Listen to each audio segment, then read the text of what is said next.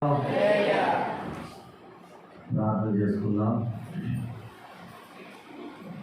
సర్వశక్తిమంతుడా, దయగలిగిన మా తండ్రి, కృపా సమృద్ధి కలిగిన మా తండ్రి, మీ వందనాలు చెల్లిస్తున్నాం. మా ప్రభా, మీ కృప, మీ కాపుదల, మీ ఆదరణ దయచేసి మా ప్రభా, ఈ దినములు మా ప్రభా, ఈ గ్రంథంలో మాటలు ధ్యానించడానికి మీరు మాకు ఇచ్చిన గొప్ప ధన్యతను బట్టి, అవకాశాన్ని బట్టి మీకు వందనాలు చెల్లిస్తున్నాం. మా ప్రభా, మీరే మాకు తోడుగాను, మీరే మాకు అండగాను, మీరే మాకు ఆదరణ ఉండి నడిపించి సహాయం చేయండి. మా ప్రభా, మీ శక్తి చేత, మీ కృప చేత, మీ మహిమ చేత మీరు మమ్మల్ని స్థిరపరిచి, సిద్ధపరిచి, ప్రత్యేకపరిచి ఈ ఉపవాస కోడికలో మా ప్రభు మేమందరూ మిమ్మల్ని ఆరాధించడానికి, ఈ పాద సన్నిధి సహవాసంలో కనిపెట్టుకోవడానికి ఇచ్చిన గొప్ప ఆధిక్యతను బట్టి మీకు వందనాలు చెల్లిస్తున్నాం. మీరే మమ్మల్ని స్థిరపరిచి, బలపరిచి, నడిపించి, ఈ లెక్కల చాటు మీరు మమ్మల్ని ఆశ్రయదుర్గంలో నడిపించి బలపరచగాలని యేసయ్య నామములో అడుగుతున్నాము తండ్రి. దేవుని స్తోత్రములు, దేవుని స్తోత్రములు. బైబిల్ గ్రంథంలో మంచివారు ఉన్నారు, చెడ్డవారు ఉన్నారు, తెలిసిన వారు ఉన్నారు, తెలియని వారు ఉన్నారు. తెలిసిన వారి వల్ల మనకు ఎలాంటి ప్రమాదం లేదు. తెలియని వారి వల్ల కూడా మనకి ప్రమాదం లేదు. కొంత నేర్చుకోవచ్చు. అటు తెలిసి అటు తెలియకోకుండా మధ్యస్థులు ఉంటారు చూసారా, వారి వల్ల మనకు ప్రమాదం. మధ్యస్థులు ఉన్న వారి వల్ల ప్రమాదం.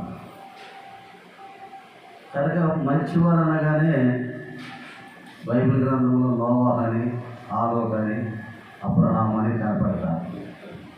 చెడ్డవారు అనగానే కయ్యూను, యోధాస్కర్యలు అలా మనకు కనిపిస్తూ ఉంటారు. ఇప్పుడు మంచివారి వల్ల మనకి ఎలాంటి ప్రమాదం లేదు, చెడ్డవారి వల్ల కూడా మన ప్రమాదం లేదు. ఎందుచేతంటే వారి వల్ల కొన్ని పాఠాలు నేర్చుకుంటాం. కానీ చెడ్డవారు కాకుండా, మంచివారు కాకుండా మధ్యస్థులు ఉంటారు చూసారా, వారి వల్ల మన ప్రమాదం. కనుక బైబిల్ గ్రంథం అంతా కూడా చెడ్డవారు, మంచివారు అనే సందర్భాలు కనపడుతూ ఉంటాయి. ప్రభు అన్నారు, ఈ లోకానికి ఉప్పు అయి ఉన్నారు అన్నారు. ఉప్పు దేనికి ఉపయోగపడుతుంది? ఉప్పు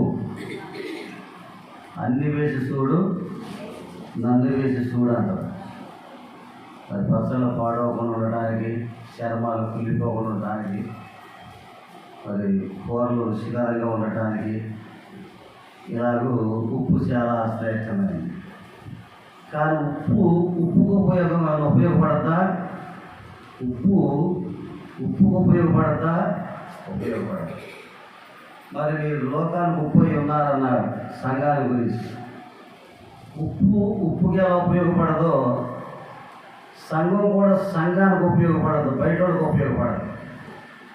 ఉప్పు మరి ఆ యొక్క అన్ని రకాలుగా ఎలా ఉపయోగపడదో, ఉప్పుకి ఉపయోగం ఎలా పడదో, అలాగే సంఘస్థులు సంఘానికి ఉపయోగం కాదు కానీ బయట వాళ్ళకి ఉపయోగపడాలి. టార్చ్ లైట్ ఉంది, ఇదే టార్చ్ లైట్ నేను పట్టుకున్నాను. టార్చ్ లైట్ పట్టుకున్నాను కనుక టార్చ్ లైట్ వల్ల నాకు ఉపయోగం, వెలుగు చూపిస్తుంది. కానీ టార్చ్ లైట్కి ఉపయోగమే లేదు. అలాగే సంఘమైన మనం అనేకులకు ఉపయోగకరంగా దేవుడు మనకి మచ్చడానికి ఉప్పు అయి ఉన్నారు అన్నాడు. బైబిల్ గ్రంథంలో మరి మనం గమనిస్తే అనగనగా అని ఎక్కడ ఉండదు. సందమామ పుస్తకాలు కానీ, బొమ్మరిల్లు పుస్తకాలు కానీ, కథల పుస్తకాలు కానీ అనగనగా అనగనగంటే జరిగిన విషయాలు కాదు, కథలని కవులు రాసిన కథలని అనగనగా ఉండదు. మరి బైబిల్ గ్రంథంలో అనగనగా ఉండదు ఎక్కడ. ఎందుకంటే కథలు కాదు, జరిగిన విషయాలు బైబిల్ గ్రంథంలో. జరిగిన విషయాలు కనుక చాలా సాదృశ్యంగా మనకి చాలా ఆనందకరంగా కనిపిస్తూ ఉంటాయి. బైబిల్ గ్రంథంలో యోనా అనే ఒక ప్రవక్త ఉన్నాడు. బైబిల్ గ్రంథం ఎవరున్నారు? యోనా. యోనా అందరికీ తెలిసిన విషయమే. 10 మందికి 9 మంది యోనా మంచివాడు కాదట. 10 మందికి ఒక మనిషి మంచివాడు అంటారు. కానీ యోనా గ్రంథం మనం చదివాం, ప్రసంగాలు విన్నాం, ఎన్నో రీతిగా మనం చూసాం. 4 అధ్యాయాల గ్రంథం, 48 వచనాలు. 4 అధ్యాయాల గ్రంథం, 48 వచనాలు. యోనా దేవుని సన్నిధిలోంచి పారిపోయాడు. అది ఎక్కడ పారిపోయాడు?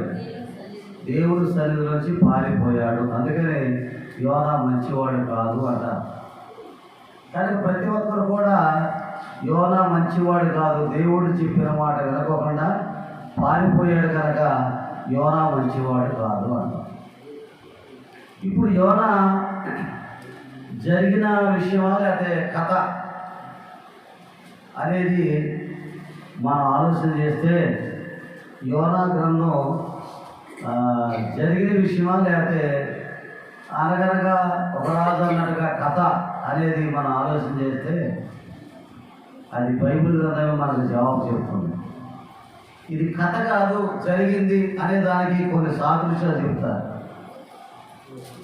ఇది కథ కాదు, జరిగింది అనే దానికి కొన్ని కథలు ఎలా చెప్తారంటే, చాలామంది అది జరిగిన విషయం కాదు, ఒక కథ అని అంటామంటారు. కథ కాదు, జరిగిన విషయం అనే దానికి సాదృశ్యాల్లో మొదటిది ఏమిటంటే, యేసు ప్రభువే అన్నాడు. ఏమన్నారు?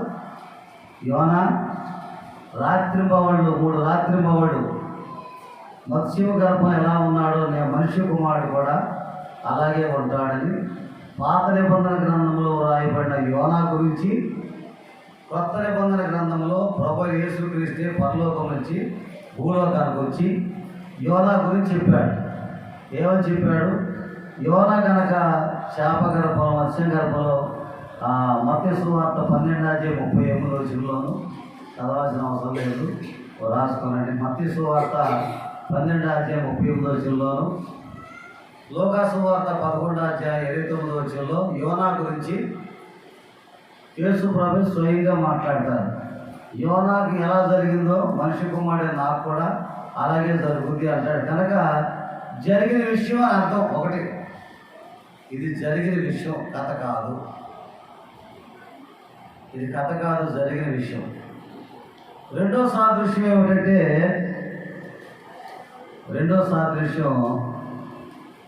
యోనా అమర్తీయ కుమారుడు. గలిలయలోని నజరేతుకి 3 మైళ్ళ దూరంలో గట్టేపల్లి గ్రామంలో జన్మించాడు. చరిత్ర గ్రంథాలు యోనా ఊరి పేరు, యోనా గురించి ఊరి పేరు చెప్తా ఉన్నది. అది కూడా రాసుకో. రెండో కారణం ఏమిటంటే, చరిత్ర గ్రంథాలు ఆధారం ఉన్నాయి. 2వ రాజుల గ్రంథం 14:25 వచనం. చరిత్ర గ్రంథాలు కూడా యోనా గురించి, యోనా పుట్టిన గ్రామం గురించి సాక్షార్థంగా మరి మనకు కనిపిస్తూ ఉంది. యోనా మరి 2వ యెరోబోము కాలంలో సువార్త బోధించాడు. ఎలీషా తర్వాత యోనా ప్రకటన చేశాడు సువార్తికుడిగా, ప్రవక్తగా. ఏలియాకి 3.5 సంవత్సరాలు కరువుకాలం పోషించే విధవరాలు సారెపతి విధవరాలు,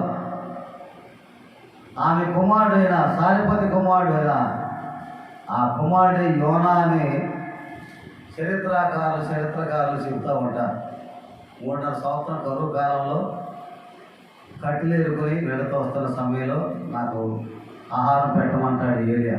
అయ్యా, కొంచెం బిడ్డ ఉంది, కొంచెం నెయ్యి ఉంది, కొంచెం అప్పు వేసుకుని నేను నా బిడ్డ ఇది సరిపోదాం అనుకున్నామని అంటే, సరే నేను చెప్తున్నాను కనుక నువ్వు నాకు ఆహారం తీసుకుని మొదట అప్పు నాకు ఇవ్వన్నప్పుడు ఆ బిడ్డ ఆ యొక్క పెనంలో పోసింది.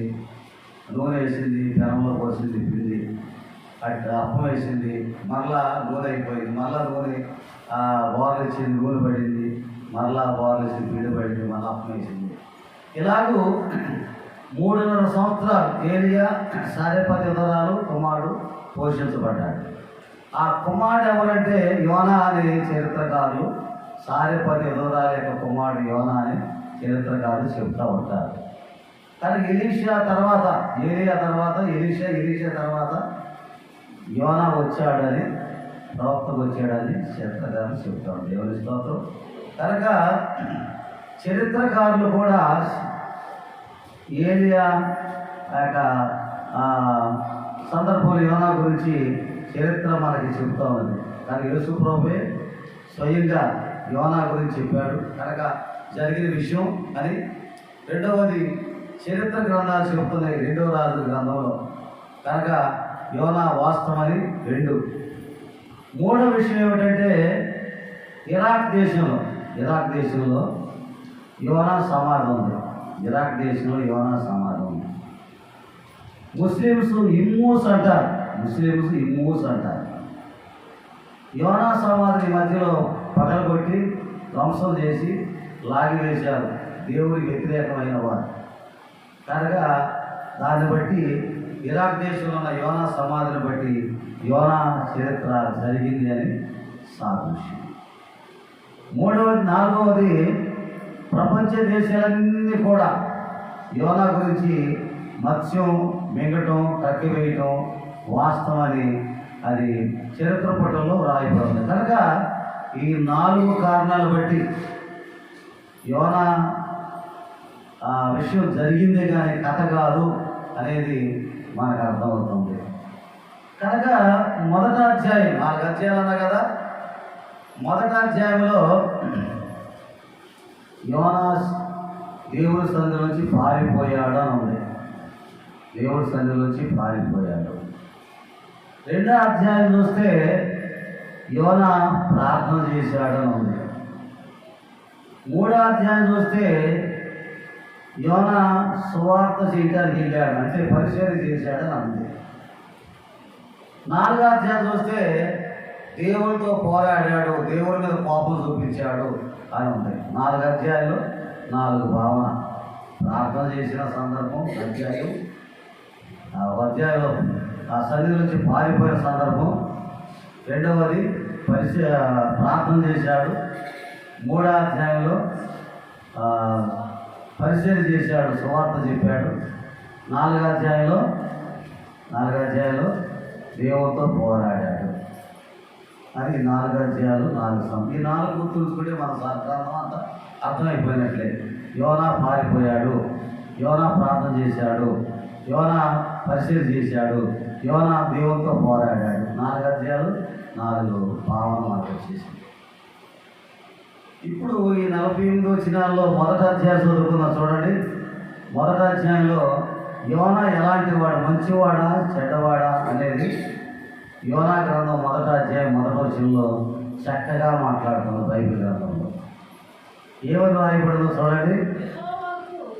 యెహోవాకు అమిత్తయి కుమారుడైన యోనాకు ప్రత్యక్షమై ఇలాగూ సెలవిచ్చాను, నీనే పట్టణస్తుల దోషం నా దృష్టి ఘోరమైనది కనుక నువ్వు లేచి నేను మహాపట్నంలోకి పోయి దానికి దుర్గతి కలుగుదని. మొదటి అధ్యాయంలో అమిత్తయి కుమారుడైన యోనాకు యెహోవా దేవుడు ప్రత్యక్షమయ్యాడు. అంటే యోనాతో దేవుడు మాట్లాడుతున్నాడు. దేవుని స్తోత్రం. యోనాతో దేవుడు మాట్లాడుతున్నాడంటే సామాన్య విషయమా? యోనాకు దేవుడు ప్రత్యక్షమయ్యాడు, యోనాతో దేవుడు మాట్లాడుతున్నాడు. కనుక యోనా ఎలాంటి వాడంటే దేవునితో సంబంధం కలిగిన వాడు, దేవుని విశ్వాసం ఉంచిన వాడు, దేవునితో మాట్లాడేవాడు, దేవునికి దగ్గరగా ఉన్నవాడు, దేవునికి దూరం ఉండేవాడు కాడు. దేవుడింటి భక్తి కలిగిన వాడు, దేవుడింటి భయం కలిగిన వాడు. అందుకనే దేవుడు యోనాతో మాట్లాడుతున్నాడు. ఇప్పుడు మనతో దేవుడు మాట్లాడంటే మనం ఎలా ఉండాలి?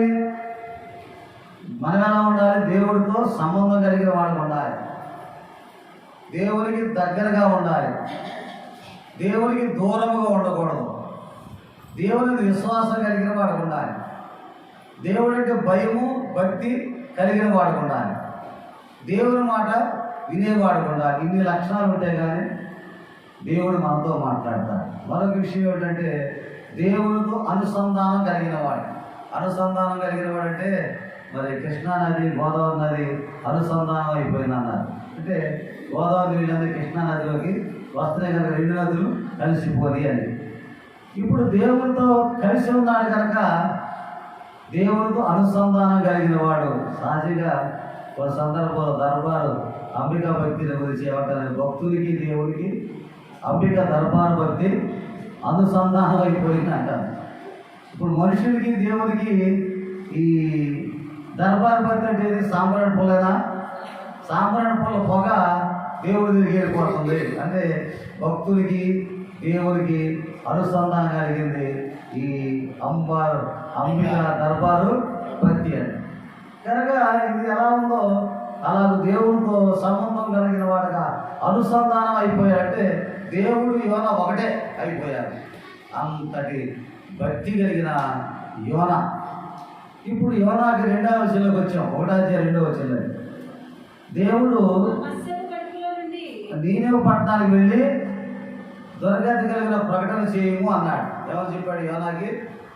నువ్వు నీనెవు పట్టణం వెళ్ళాలి, దానికి దుర్గత కలుగుతుందని ప్రకటన చేయి అన్నాడు.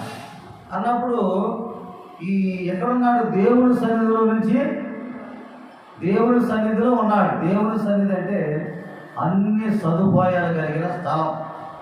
దేవుడి సన్నిధి అంటే అన్ని సదుపాయాలు కలిగిన స్థలం.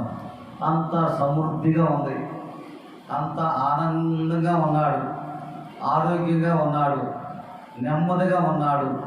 కనుక దేవుడి సన్నిధి ఉన్నాడు కనుక తన సమస్త అవసరాలన్నీ కూడా తీర్చబడుతున్నాయి. అలాంటి దేవుడి సన్నిధిలో ఉన్న ఈయనతో దేవుడు నేనే వెళ్ళమంటే ఎక్కడికి వెళ్ళాడు? తర్షీషుకు పారిపోయాడు అన్నాడు. నీనేవ అనే పట్టణానికి అర్థం ఏమిటంటే నివాస స్థలము అని అర్థం. నీనేవ అంటే నివాస స్థలము, కాపురం చేయవలసిన స్థలం. కనుక దేవుడి సన్నిధిలో ఉన్న ఈయనను నివాస స్థలం అనే పేరు అర్థం వచ్చే నీనేవ పట్టణానికి వెళ్ళమన్నాడు. వెళ్ళమంటే ఈయన ఎక్కడికి పారిపోతున్నాడు? తర్షీషుకి టికెట్ తీసుకుని తర్షీషుకు పారిపోతున్నాడు. తర్షీష్ అనే పేరుకి అర్థం ఏమిటంటే కఠోరమైన బండ రాయి. కనుక దేవుడి సన్నిధిలో ఉన్నవాడు దేవుడు నివాసం ఉన్న స్థలానికి వెళ్ళాలి. నివాస స్థలానికి వెళ్ళాల్సిన వాడు కఠోరమైన బండ రాయి అంటే కఠోరమైన స్థలానికి వెళుతున్నాడు. అంత దేవుడితో సంబంధం కలిగిన వాడు దేవుడి సన్నిధించి పారిపోతున్నాడు. ఇంకొక విషయం ఏమిటంటే ఈయనున్న గెత్తేపల్లి గ్రామానికి నీనేవ పట్టణానికి 500 మైళ్ళు. ఎన్ని వందల మైళ్ళు? 500 మైళ్ళు. 500 మైళ్ళు దూరం వెళ్ళి సువార్త బోధించు అన్నాడు. ఈయన ఎక్కడ పారిపోతున్నాడు? తర్షీషుకు పారిపోతున్నాడు. ఈయనున్న గ్రామానికి గత్తేపల్లికి తర్షీషుకి 2500 మైళ్ళు. ఇప్పుడు 500 మైళ్ళు వెళ్ళమంటే 800 మైళ్ళు పరిగెత్తానంటున్నాడు. 2500 మైళ్ళు పారిపోవడానికి ప్రయత్నం చేశాడు. అయితే నీనేవ పట్టణానికి వెళ్ళి సువార్త బోధించడం ఉండటానికి కారణం ఏమిటనేది తర్వాత ఎదుర్కొందాం. అది ఎందుకు పారిపోయాడు, ఎందుకు సువార్త చెప్పకుండా పారిపోయాడు అనేది తర్వాత చెప్పుకుందాం. సరే, పారిపోతూ ఉన్నాడు. వాడు అడుగు బాగా నిద్రపోతున్నాడు. దేవుడు ఏం చేశాడు? తుఫాను పుట్టించాడు. తెలిసిన విషయం తక్కువ చెప్తాను, తెలియని విషయం కొంచెం దూరంగా చెప్తాను. తర్షీషు పారిపోతున్నాడు, నిద్రపోతున్నాడు. తుఫాను వచ్చేసింది, వాడ మునిగిపోయే పరిస్థితి వచ్చేసింది. నావికులందరూ వాడను తేలిక చేయాలని సరుకులను సముద్రంలో పడేస్తున్నారు. యోనాను చూసి నిద్రపోతా నీకేమొచ్చిందా అంటే తుఫాను చాలా మునిగిపోయే పరిస్థితి వచ్చింది. ప్రాణాత్మ పరిస్థితుల్లో ఉన్నామని లేపగానే లేచి కూర్చుంటే చీకటమై గాఢాంత చీకటమైపోయింది. పెద్ద తుఫాను, గాలి, ఈ గాలి భయంకరమైన ఈదురు గాలులు వేస్తున్నప్పుడు సీట్లు వేసారు. అప్పుడు పాత నిబంధనలు సీట్లు వేస్తారు, సమస్యను క్లియర్ చేసుకుంటాను ఎవరని. ಮತ್ತೆ కొత్త నిబంధనలు కూడా సీట్లు వేసారు. అది పరిశుద్ధాత్ముడు వచ్చిన తర్వాత సీట్లు వేయటం ఆగిపోయి, సీట్లు అంటే పేర్లు రాసి ఎవరో కీడు వచ్చిందో ఆ పేర్లు రాసేటట్టని ఒక దానం చేస్తారు. దిగానే ఎవరి పేరు ఎత్తే వాడే అపరాధం. అలాంటి సీట్లు వేసేవాడు. అది పరిశుద్ధాత్ముడు వచ్చిన తర్వాత దాన్ని స్టాప్ చేసేసాడు సీట్లు వేయటం. ఇప్పుడు యోనా పేరు వచ్చింది. వచ్చేలాకి వీడేమిటని అడిగారు. అప్పుడు అన్నాడు యోనా, ఎంత చక్కని మాట మాట్లాడతాడు. అయ్యా, భూలోకం అంతా సృష్టించిన వాడు దేవుడు, సమస్తం కలిగి చేసిన వాడు దేవుడు. అలాంటి దేవుడు నాకు పని అప్పు చెప్తే ఆయన పని చేయకోకుండా ఆయన సన్నిధిలోంచి పారిపోతున్నాను. నేను దేవునికి విరోధంగా పారిపోతున్నాను కనుక నన్ను బట్టి తుఫాను వచ్చిందని, నేను ఇబ్రియుడు అని సాక్ష్యం గట్టిగా చెప్పేసేసాడు. ఏం చెప్పాడు? సాక్ష్యం ఉన్నతున్నట్లుగా చెప్పేశాడు. వాళ్ళన్న ఉన్నతున్నట్లుగా చెప్పాడు. వాళ్ళు ఏమన్నారు, మరి ఏం చేయమన్నా పరిస్థితి అంటే, నన్ను కనుక ఈ సముద్రంలో పడేసేస్తే ఈ తుఫాను ఆగిపోతుంది, నన్ను బట్టి వచ్చింది అన్నారు. అంటే దీన్ని బట్టి చూస్తే యోనాలు ఎలాంటి సుగుణాలు ఉన్నాయంటే, యథార్థవంతుడు, ఉన్నతున్నట్లుగా మాట్లాడేవాడు, దేవుని గురించి సాక్ష్యం చెప్పేవాడు, ధైర్యశాలి, దేవుని కొరకు త్యాగం చేసేవాడు, అవసరమైతే ప్రాణాన్ని కూడా పోగొట్టు. మొదట ఎన్ని చెప్పాను, దేవునితో సంబంధం కలిగిన వాడని, దేవుని దగ్గరగా ఉన్నాడని, దేవుని దూరంగా లేడని, విశ్వాసం కలిగిన వాడని, మరి భయం భక్తి కలిగిన వాడని, మరి ఇలాంటివన్నీ చెప్పి మొదట సందర్భంలో అన్ని లక్షణాలు ఉన్నాయి. ఇక్కడేమో యథార్థత చెప్పాడు, నేను ఎబ్రియుడను అని. రెండవది సాక్ష్యం చెప్పాడు. మూడవది ధైర్యంగా నిలబడ్డాడు. నాలుగవది ఆయన సృష్టికర్త అని దేవుడు సాక్ష్యం చెప్పాడు. ఐదవది నన్ను త్యాగం చేశాడు దేవుని కొరకు. ఆరవది నన్ను సముద్రం పడైతే ఈ తుఫాను ఆగిపోదని ప్రాణత్యాగం చేశాడు. ప్రాణాన్ని కూడా పోగొట్టుకోవడానికి సిద్ధమయ్యాడు. అన్ని లక్షణాలు ఉన్నవాడు యోనా. సరే, ఇష్టపడి లేక వాళ్ళు దానిలో పడేసారు, సముద్రంలో పడేశారు. సముద్రం అడుగు భాగానికి వెళ్ళిపోయాడు. ఎటో తుఫాను ఆగిపోయింది. ఇప్పుడు ఒక్కసారి మనం ఇక్కడ కొంచెం ఆలోచిద్దాం. ఒక 5 నిమిషాలు సాక్ష్యం చెప్పాడు దేవుడి గురించి, ఒక్కసారే చెప్పాడు. కానీ 5 నిమిషాలు సాక్ష్యం చెప్తే ఏం చేశారు? ప్రభువును స్తుతించారు, ప్రభు గొప్ప దేవుడని స్తుతించారు. కనుక అర్పణలు అర్పించారు, మొక్కుబడి చెల్లించారు. అంటే ఒక్క మాట చెప్పగానే వాళ్ళు మారిపోయారు. దేవుని స్తోత్రం, దేవుని స్తోత్రం. మనం ఏదో చేయాలనుకుంటాం, సాధించలేము. ఒక్క మాట దేవుడు సాక్ష్యం చెప్పాడు, వారు మారిపోయారు. దేవుని స్తుతించారు, మొక్కుబడి చెల్లించారు, ఎంత దేవుని ఆరాధించారు. ఒక్క దెబ్బకి వారు మనసు మార్చేసుకున్నారు. అంటే ఆ యొక్క పవరు యోనాలో ఉందని మనం గ్రహించి, యోనాలో ఆ పవర్ ఉంది. ఏంటంటే ఇప్పుడు మొబైల్ ఉంది, సిమ్ తీసుకున్నాం. సిమ్ తీసుకున్నాక ఫోన్ వస్తుందని ఆ మొబైల్లో పెడితే ఫోన్ వస్తుందా? ఏం చేయాలి? సిమ్ని యాక్టివేషన్ చేయాలి. అంటే టవర్తో కలపాలి. ఈ సిమ్ నెంబర్ టవర్తో కలిపితే అప్పుడు నీ ఫోను ఏమవుద్ది?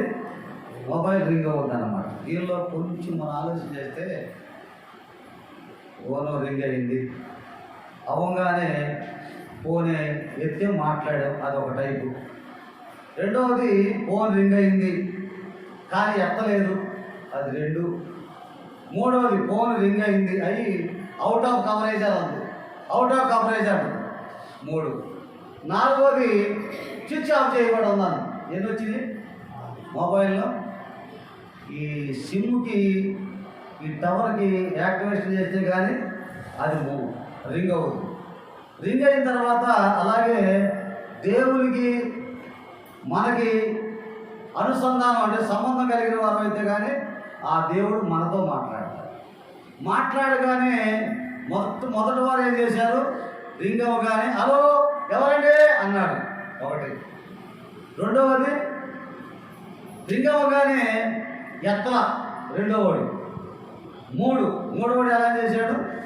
రింగ్ అయింది ఫోను, మూడోది ఏమైనా వచ్చింది? అవుట్ ఆఫ్ కవరేజ్లో ఉంది. నాలుగోవాడు అది రింగ్ అయింది, అదేముంది? స్విచ్ ఆఫ్ చేయబడి ఉంది. ఇప్పుడు ఈ 4 రకాలలో మనం ఎలా ఉన్నాం, ఉపాసన చేస్తున్నాం. ఆయన ఫోను పలకగానే అయ్యా అని మాట్లాడి సిద్ధంగా ఉన్నావా? లేదా ఆయన్ని పిలిచినా కూడా ఆగని, నాకు నిద్ర వచ్చింది, నాకు సమయం లేదని అనే పరిస్థితిలో ఉన్నావా? అవుట్ ఆఫ్ కవరేజ్ అసలు అవుట్ ఆఫ్ ఎక్కడో దూరంలో ఉన్నావా? నాలుగోది అది స్విచ్ ఆఫ్ చేయబడి ఉన్నావు. ఉపాస ప్రార్థన చేస్తున్నాం మనం. ఈ 4 రకాల మొబైల్లో ఈ 4 రకాలు ఏ రకంలో ఉన్నాం అనేది మనం ఏం చేయాలి? మనం దేవుని స్తోత్రం, దేవుని స్తోత్రం. ఈ 4 రకాలు ఎలా ఉన్నామమ్మా? ఎలా ఉన్నావు ఈ 4 రకాలు? ఇప్పుడు యోనా ఎక్కడ పడ్డాడు? సముద్రంలో పడ్డాడు. సముద్రంలో పడగానే నాసుకు ఆనుకు సముద్ర అడుగు భాగానికి వెళ్ళిపోయాడు. వెళుతూ ఉండగానే ప్రభువా అని కేకలేసుకుంటే వెళ్ళాకి యోనా సముద్రం అడుగు భాగానికి వెళ్ళిన తర్వాత మొరపెడతాం ప్రారంభించాడు. ప్రభువా నన్ను క్షమించని వేదన పడగానే మత్స్యానికి అప్పగించాడు, శాపకు అప్పగించగానే శాప వచ్చి మింగేసింది. ఎవరిని మింగేసింది? యోనాన్ని. మీకు దేవుడు ఆజ్ఞాపించాడు కనుక యోనాన్ని మింగేసింది. ఇప్పుడు శాప గురించి చెప్తా, ఈ మత్స్యాన్ని గురించి. ఈ మధ్యధర సముద్రంలో పడేయబడ్డారు. ఈయన ఎక్కడ పడేశారు? మధ్యధర సముద్రంలో పడేసేసారు. దానిలో తిమింగలాలు ఉంటాయి. తిమింగలాలంటే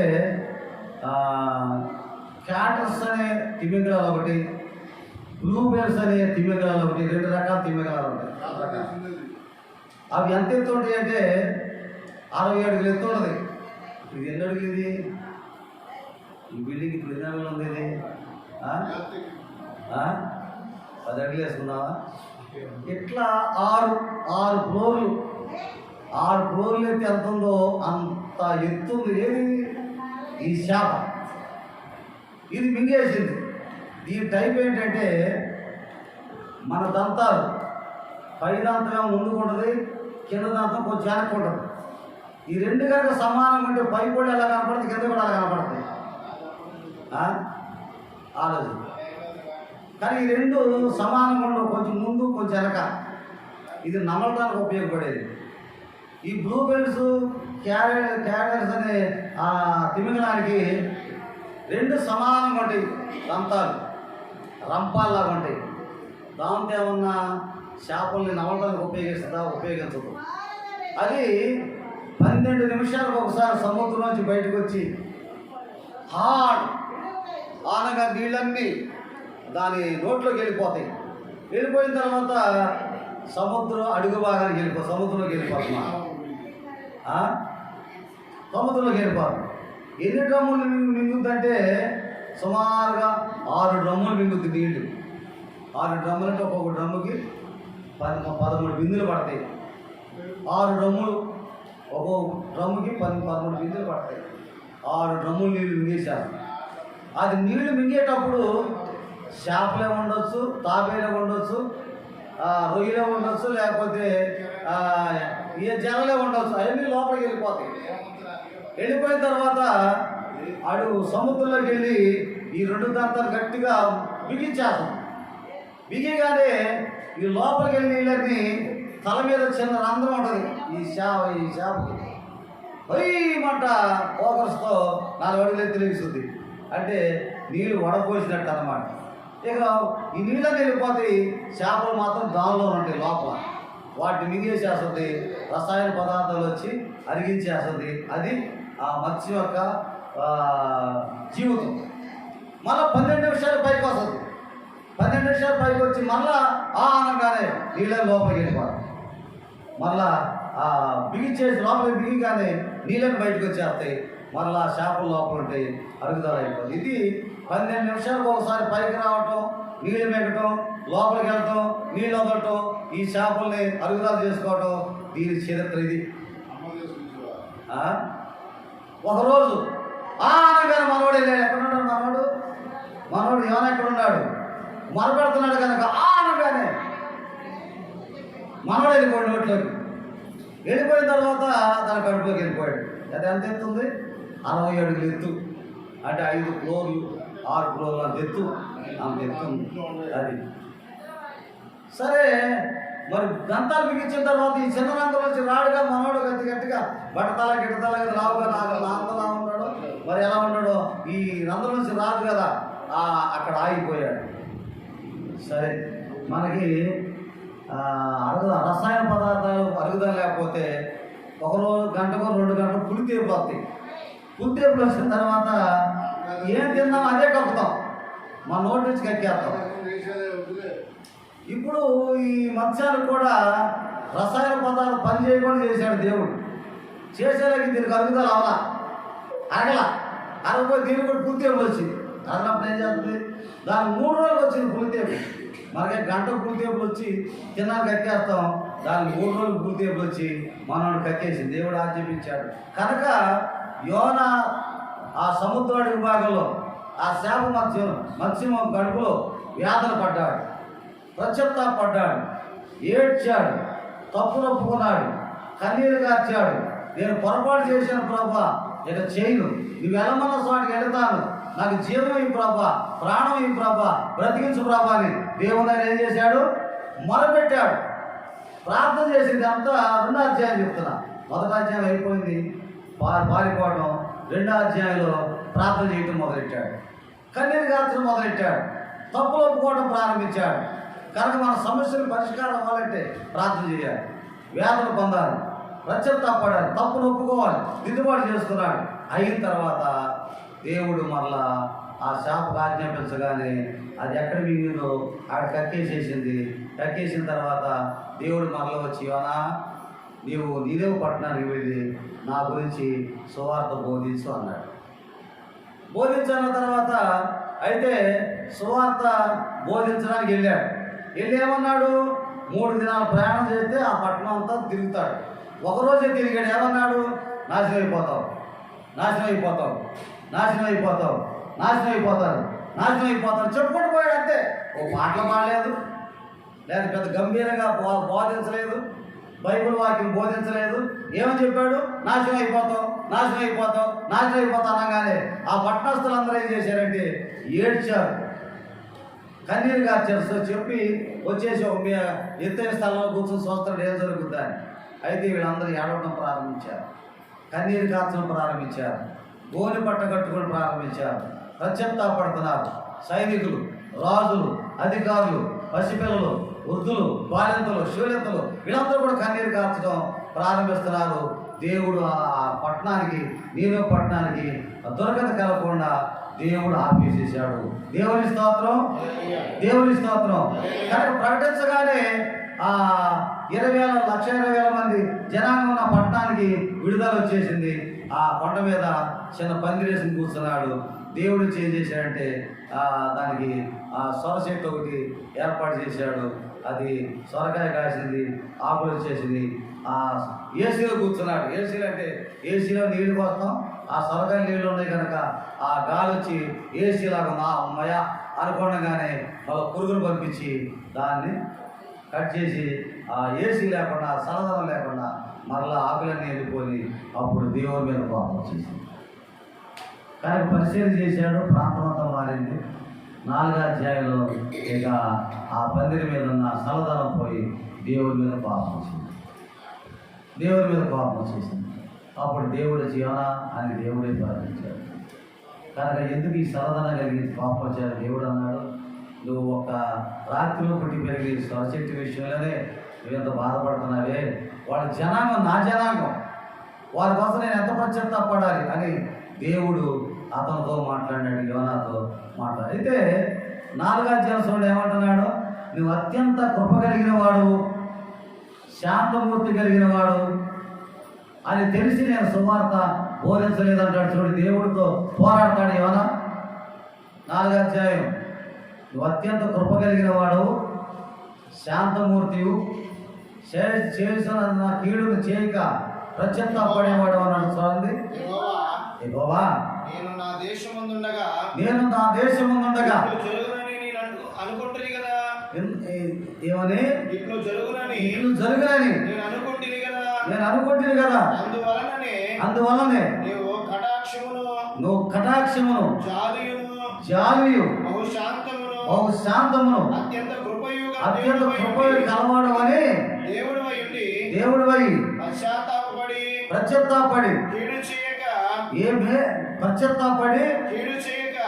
చేయక మానదు అని నేను తెలుసుకొని. అదిగో దేవుని హృదయం ఎరిగిన వాడే యోనా. దేవుని హృదయం ముందే ఎరిగిన వాడు. దేవుడు ఏం చేస్తాడో ఎరిగిన వాడు. కానీ నువ్వు అత్యంత కృప కలిగిన వాడు. నువ్వు కీడు చేసేవాడు కాదు, పశ్చాత్తాపడగానే క్షమించేవాడు.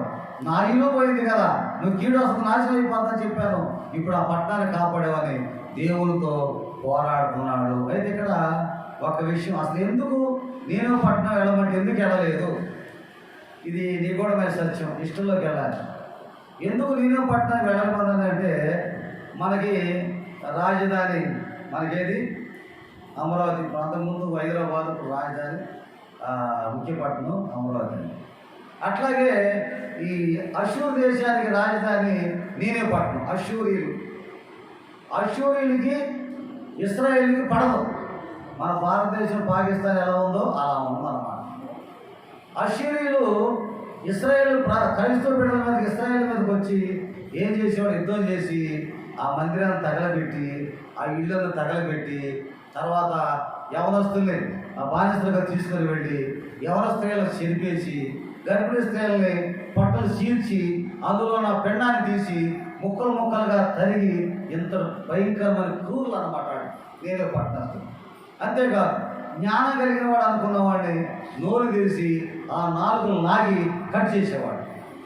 అంతేకాదు, ఇంకా చెట్టు కట్టేసి మన చర్మం ఎలా ఒలుస్తారో ఈ యొక్క శరీరం చర్మాన్ని ఒలిసేసేవాడు. ఆయన రంపం తీసి ఆ దొంగలు కోసినట్లుగా ఈ యొక్క దేవుని భక్తుల్ని కోసేసేవాడు రంపం. అంతేకాకుండా తల మీద బరిసి పెట్టి గుచ్చేసేసేవాడు.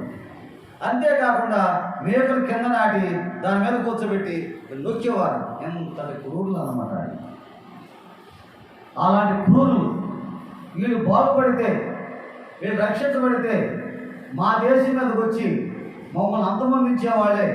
మా గర్భిణీ స్త్రీలను పట్టలు చీల్చేవాడు, మా యవనస్తులను పాడు చేసేవాడు, మా జ్ఞానం నాలుగు కోసేసేవాడు, చర్మాలు ఒలిసేవాడు. ఇలాంటి క్రూరులు సావాల్సిందే అని యోనా సువార్త చెప్పకుండా పారిపోయాడు. అంటే ఇప్పుడు దీన్ని బట్టి చూస్తే యోనా దేశభక్తి కలిగిన వాడు. ఇశ్రాయేలు అంటే భక్తి కలిగిన వాడు, దేశభక్తి కలిగిన వాడు.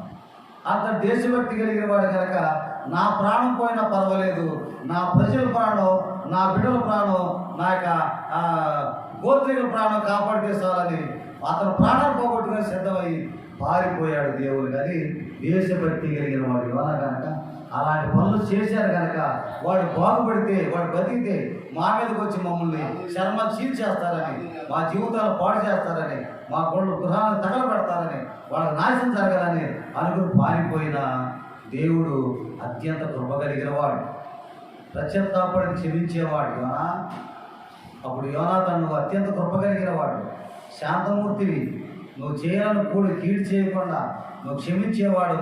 అందుకని నేను పారిపోయింటే దేవుని హృదయం ఎరిగిన వాడు యోనా. కానీ దేవుని హృదయం కలిగిన వాడు కాడు.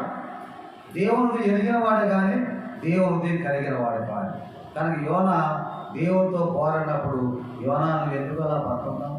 వాళ్ళంతా నా బిడ్డలు, నన్ను నమ్ముకున్నవారు, వారు రక్షించబడటమే నాకు సంతోషమని యోనాతో మాట్లాడి దేవుని హృదయం తెలిసిన యోనాని దేవుని హృదయం కలిగిన వాడుగా దేవుడు మార్చి ప్రవక్తగా స్థిరపరిచాడు. కనుక అతను ఒక్కసారే పారిపోయాడు యోనా దేవుని సన్నిధి నుంచి.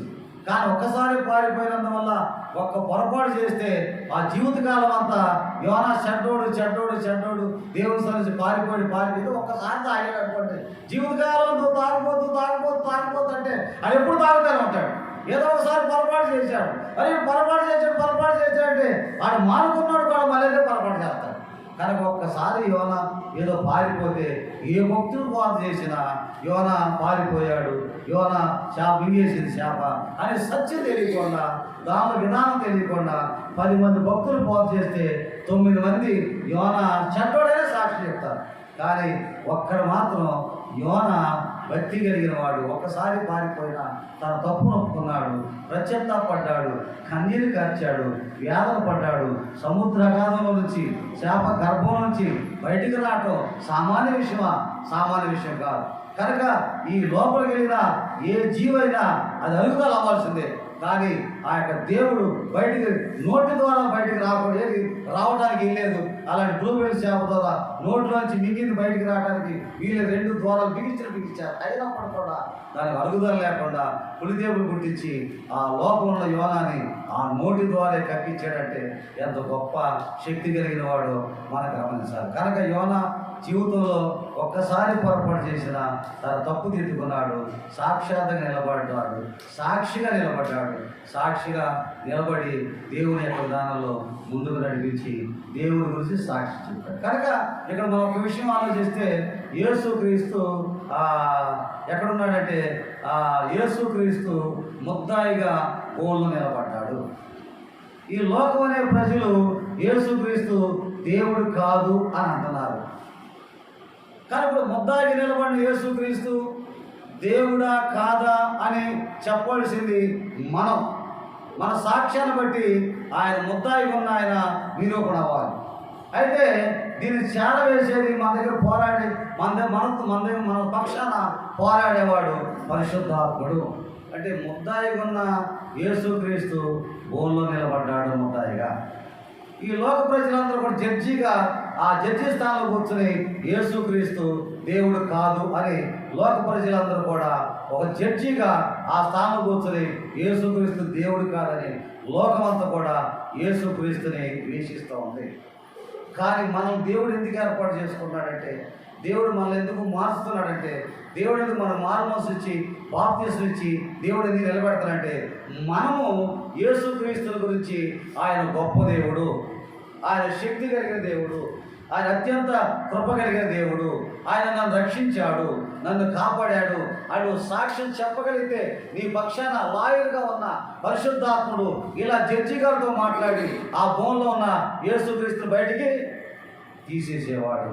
కానీ యేసుక్రీస్తు నిజమైన దేవుడని నువ్వు సాక్షిగా నిలబడటానికి నీ పక్షాన ఒక లాయర్గా పరిశుద్ధాత్మ దేవుడు ఆ జడ్జిగా కూర్చున్న ఆ లోక జనులతో మాట్లాడి వారితో వాదించి భూమిలో ఉన్న ఆ యొక్క దానిలోంచి బయటికి లాగి యేసుక్రీస్తే నిజమైన దేవుడని చెప్పడానికి దేవుడు మన సాక్షులుగా నిలబెట్టాడు, సాక్షులుగా ముందుకు నడిపించాడు. కనుక మారు మోసుకుంది, పశ్చాత్తాపడి కన్నీరు కార్చి యోనాలో ఎన్ని అద్భుతమైన లక్షణాలు ఉన్నాయో అలా లక్షణాలు కలిగినప్పుడు దేవుడు మనతో తప్పనిసరిగా మాట్లాడతాడు. దేవుని స్తోత్రం, దేవుని స్తోత్రం. ప్రార్థన చేసుకుందాం. సర్వశక్తిమంతుడా, దయగలిగిన మా తండ్రి, కృపా శక్తి కలిగిన మా తండ్రి, మీ వందనాలు. కృప కలిగిన మా తండ్రి, మీ వందనాలు మా ప్రభా. ఈరోజు బైబిల్ గ్రంథంలో వ్రాయబడిన యోనాను గురించి మేము మాట్లాడుకున్నాం. యోనా అనగా గువ్వ లేక పావురము అనే అర్థంతో కూడిన యోనాను గురించి మేము మాట్లాడుకున్నాం. యోనా అనగా గువ్వ లేక పావురము. యోనా దైవ సన్నిధిలో ఉన్నాడు. దైవ సన్నిధి అనగా అన్ని సదుపాయాలు కలిగజేసిన స్థలం. కనుక అన్ని సదుపాయాలు ఉన్న ఆ స్థలంలో నుంచి పారిపోయిన సందర్భం మేము వింటూ ఉన్నాం. దేవుని యొక్క కృపను బట్టి పారిపోయిన యోనా ప్రార్థన చేశాడు. ప్రార్థన చేసిన యోనా పరిశీలన చేశాడు, అనగా సువార్త చెప్పాడు. సువార్త చెప్పి పరిశీలన చేసిన యోనా దేవునితోనే పోరాడుతూ ఉన్నాడు. దేవునితోనే పోరాడి తన సమస్యకు పరిష్కారం చేసుకుని దేవుడు అత్యంత కృప కలిగిన వాడని, దేవుడు హృదయం కలిగిన వాడుగా మార్చబడిన యోనాను గురించి మేము విన్నవించుకున్నాం. మా ప్రభు, యోనాకి మీరు ఎలా ప్రత్యక్షమయ్యారో మీ బిడ్డలతో కూడా మీరు ప్రత్యక్షమై కరుణతో, ఆత్మతో, శక్తితో ఉపస్థితి దినాల్లో యోనాలాగా నేనున్నానా? యోనా దేవుని దగ్గరగా ఉన్నాడు. యోనా దేవుని సమీపంగా ఉన్నాడు.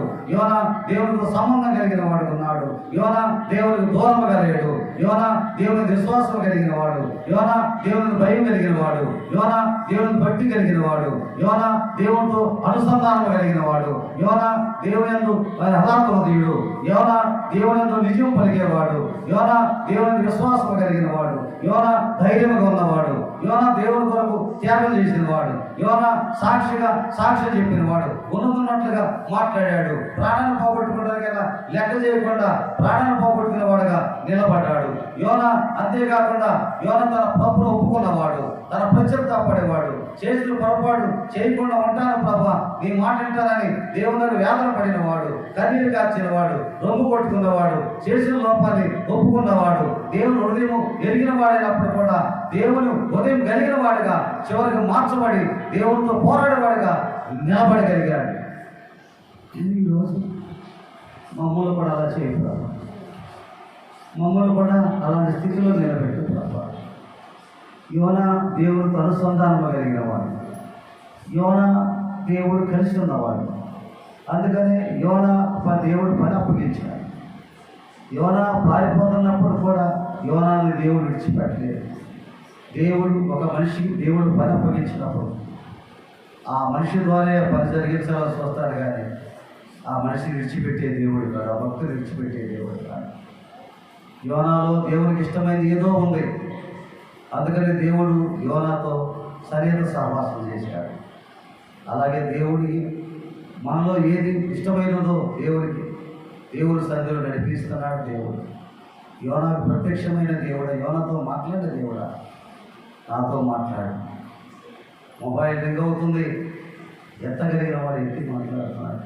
అలా ఉన్నావు, దేవుడు పిలవగానే దేవుడు లేక మాట్లాడగానే ఆయన మాట వినేవాడు ఉన్నావా, లేకపోతే మాట్లాడు ఫోన్లాగా ఉన్నావా, మొబైల్ లాగా అవుట్ ఆఫ్ కవరేజ్లో ఉంది, దూరంగా ఉన్నావా, స్విచ్ ఆఫ్ నీ నాయకి నీకు సంబంధం లేకుండా. ఈ 4 తరగతుల్లో మనం ఎలా ఉన్నాం పరిశీలన చేసుకుందాం, మనం దిద్దుబాటు చేసుకుందాం. యోనాలో ఎన్ని గొప్ప లక్షణాలు ఉన్నాయి, ఇన్ని గొప్ప లక్షణాలు కలిగిన వాడు కనుక యోనాన్ని విడిచిపెట్టుకోకుండా అద్భుతకరమైన కార్యం జరిగించారు. మహత్తరమైన ప్రపంచ దేశాలన్నీ కూడా సిగ్గుపడేటట్లుగా అద్భుతమైన కార్యం జరిగించావు. మా పట్ల కూడా మీరు జరిగించమని, ప్రతి కుటుంబంలో మీరు అద్భుత కార్యం జరిగించమని, ప్రతి బిడ్డతో మీరు మాట్లాడమని, ఉపాసన కూడికలో మీరే ఈ బిడ్డకి పిల్లలకు సన్నిహితంగా బాంధవం కలిగిన వారుగా నిలబడాలి. యోనా గ్రంథాన్ని మరొకసారి చదువుకుందాం. యోనాలో స్పష్టమైన రీతిగా చక్కని అనుకుంటూ నాకు బోధించిన దానికంటే మీకు ఎక్కువ బోధించగలిగిన వాడు దేవుడు. యోనాతో మాట్లాడే దేవుడు మాతో కూడా మాట్లాడుతున్నాడు. యోనాలో అన్ని మంచి లక్షణాలు ఉంచిన దేవుడు నాలో కూడా అలాంటి మంచి లక్షణాలు ఉంచుతున్నాడు. యోనాను మంచివాడిగా తీర్చే దేవుడు మమ్మల్ని కూడా మంచివాడిగా తీర్చుకోవాలి. మా సమస్యలు పరిష్కారం జరిగించాలని ప్రార్థన చేస్తున్నాం.